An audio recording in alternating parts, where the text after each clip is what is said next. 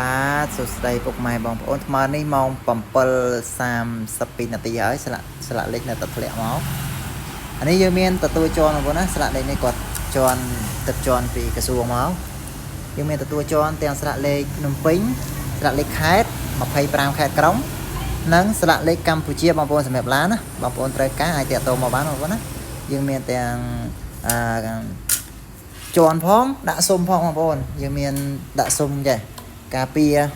កុំឲ្យវាស្លេកស្លកធម្មតាបើយើងអត់ដាក់សុំទេយើងប្រើទៅវាឆាប់ស្លេកឆាប់ស្លកហ្នឹងបងប្អូនណាវាឆាប់ប៉ះពាល់ទឹកថ្នាំគេបុកប៉ះអីទៅវាបាក់ស្លាកលេខដល់ពេលយើងដាក់សុំចេះមកបងប្អូនរឹងឲ្យក្រាស់ណាបងប្អូនធន់ទឹកអត់ចូលធូលីដីអត់ចូលកញ្ចក់អត់លឿងអ៊ីណុកអត់ច្រេះអាហ្នឹងអ៊ីណុក304ណាបងប្អូនណាអត់ច្រេះទេបាទនេះគាត់ឲ្យដាក់ទង់ជាតិទៅគាត់ឡាយទង់ជាតិពីខាងលើអាខាងមុខអាខាងក្រោយឡាយទង់ជាតិចំហៀង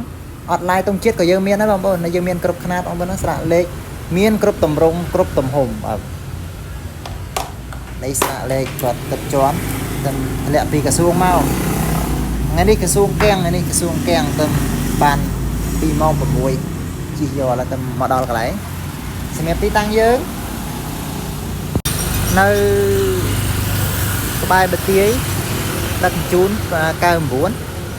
នៅជិតផ្លូវ2004បងប្អូននេះកន្លែងតលាយបងប្អូនណាកន្លែងយើងមានកន្លែងសម្រាប់ដាក់ឡានបានគ្រឿងក៏បានដែរបងប្អូននេះមកពី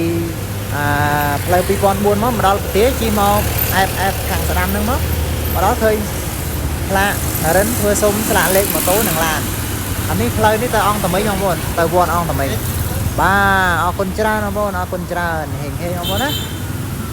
ប្រកាសតែតុំមកបានលេខទូរស័ព្ទនៅលើ caption បងប្អូន